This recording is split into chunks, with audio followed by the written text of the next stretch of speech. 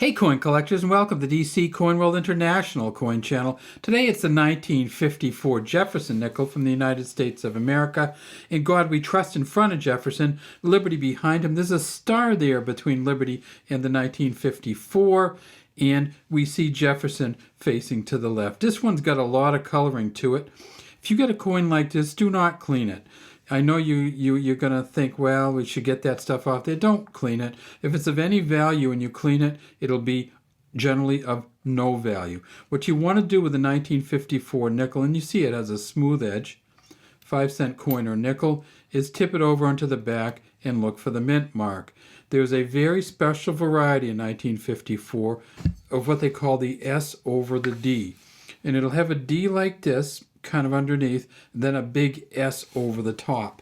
This isn't one of them, but there are hundreds of them out there, and in fact there are some that go for well into the thousands of dollars. And we'll show you one right now from the PCGS website, a 1954 S over D.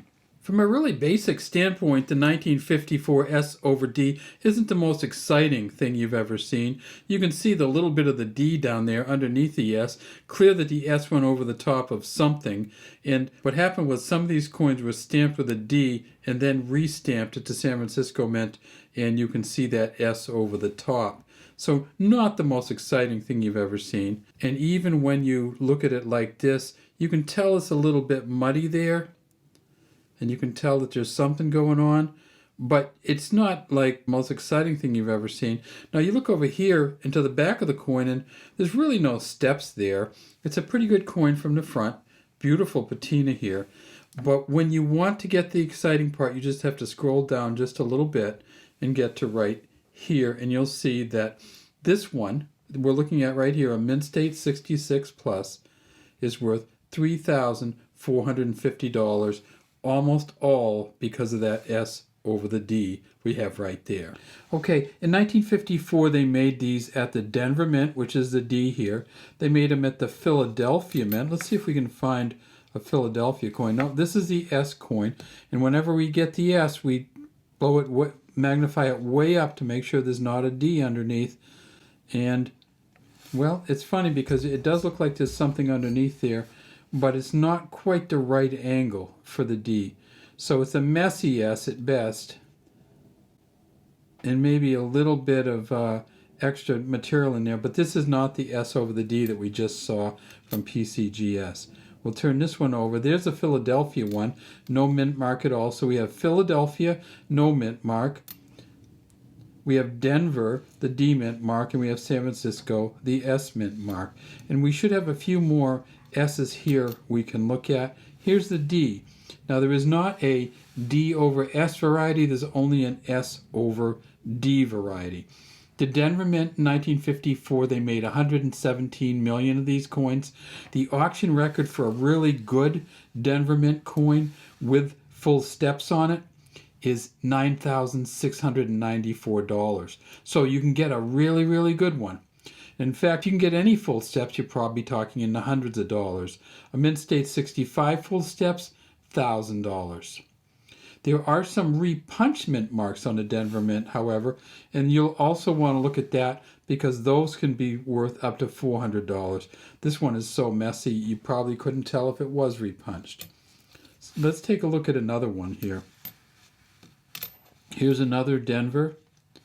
And just a really good D on that one. Clearly not repunched, and no S over it, and no steps. Here, oh, this is the best D we found so far. We got some really good detail here and through the lettering, but notice the middle, it just stuck up a lot and it just got worn off. So this is a good coin, and it's a good D, but it's not a valuable coin in any way. Here's another one. There's another D there. And so we're looking for the D over the D or the S over the D, and we haven't seen one of those yet. And here's another D right here. So we don't have the S over the D, but at the San Francisco Mint, they made 29.4 million of these. It's a 75% copper, 25% nickel coin. At the San Francisco Mint in 1954, with the S here, They made 29.4 million of these. It's a 75% copper, 25% nickel coin. You can get a San Francisco Mint coin with full steps on it, and it's valued at $35,000. That's the auction record at a Legend Rare auction in 2020. PCGS says a Mint State 67 full steps is now worth about $40,000. So look for these out there. Even if you get down to a Mint State 65 with the full steps, $4,250. At the Philadelphia Mint, they made 47.7 million. The best one they found so far is a Mint State 66 plus full steps, $2,500. But the auction record is a Mint State 66 for $8,800 in August of 2012 at Stack's Bauer. So there's a $12,000. There's an $8,000 Philly out there. There's a $10,000 Denver out there, and there is a $30,000 to $40,000 San Francisco coin out there. And there's also one other coin that they made, oddly enough, and that is in 1954 they started making the proof sets again. Now, a proof set from 1954 will have no mint mark because they were all made at the Philadelphia Mint. It'll be shiny, it'll be new, it will look way better than any of these coins, but it won't be worth as much as many of them unless it's a deep cameo. So a deep cameo is when there's actually a difference between the shine on the coin from the background.